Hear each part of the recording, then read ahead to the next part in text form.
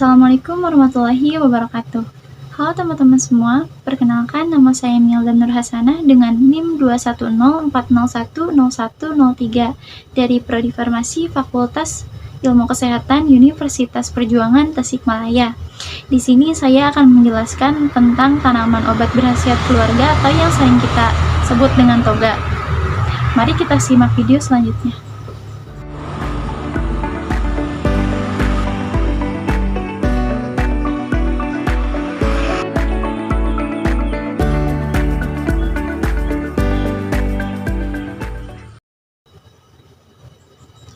Indonesia merupakan negara tropis yang memiliki beraneka ragam tanaman yang dapat dimanfaatkan untuk kepentingan manusia.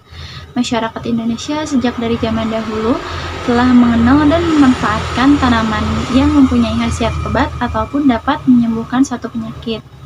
Tanaman tersebut dikenal oleh orang awam dengan sebutan tanaman obat berkhasiat atau tanaman obat tradisional ataupun obat herbal, tetapi kita sebagai farmasis mengenalnya sebagai tanaman obat berkhasiat keluarga atau yang sering disebut dengan toga. Salah satu dari beribu-ribu banyaknya tanaman obat berkhasiat keluarga, salah satu yang dikenal oleh banyak orang Indonesia yaitu pandan wangi atau Pandanus amarylifolius, yang merupakan jenis tanaman monokotil dari famili Pandanaceae, yang merupakan komponen penting dalam tradisi masakan Indonesia di bagian Asia Tenggara.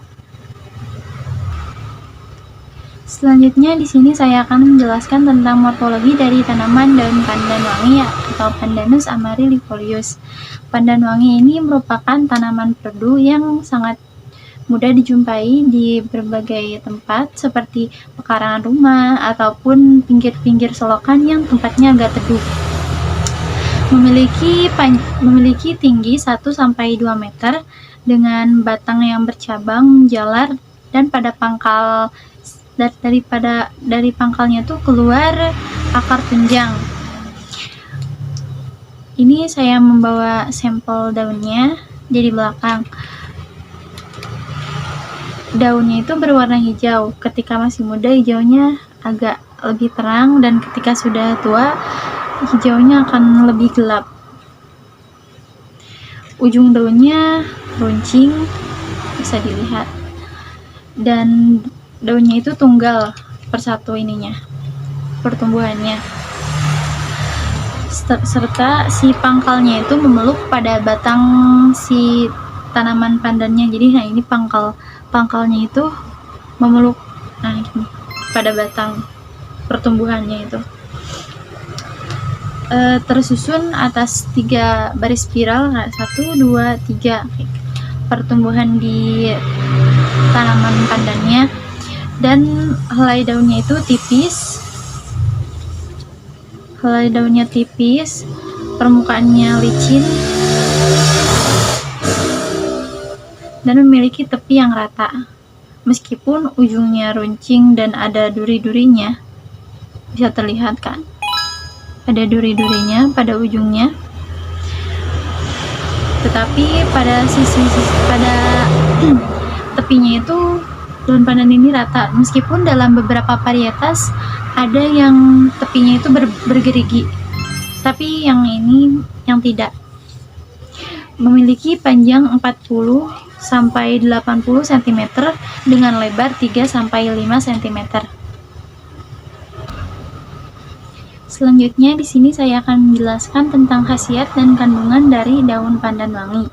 Yang pertama ada karotenoid, di mana merupakan senyawa antioksidan yang dapat menurunkan resiko pada penyakit jantung koroner ataupun dapat meringankan atau menghambat penumpukan plak yang dapat menyebabkan penyempitan pembuluh darah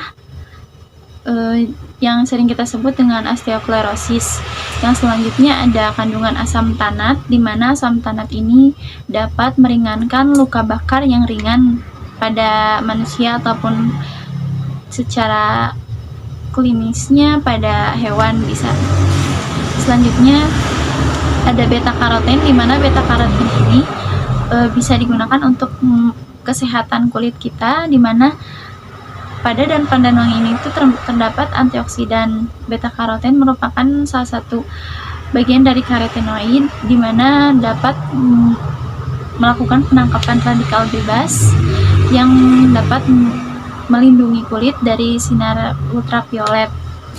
Yang selanjutnya ada polifenol, tanin, alkaloid, flavonoid, dan saponin yang merupakan senyawa metabolit sekunder pada tanaman ini dan merupakan senyawa antioksidan juga dan dapat sebagai hipoglikemia juga.